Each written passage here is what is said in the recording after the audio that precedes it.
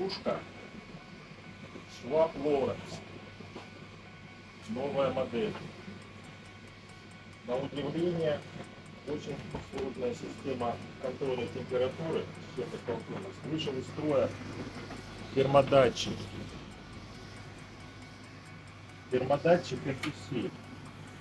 Причем такого датчика непонятная маркировка, насколько он килоом, насколько он. Вот сейчас определяем с помощью вариометра и термодатчика. Ну, сопротивление уже определили,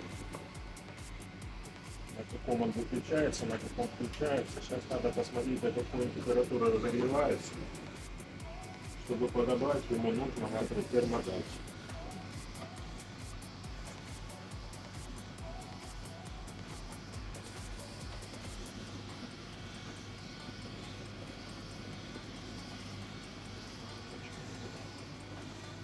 Так.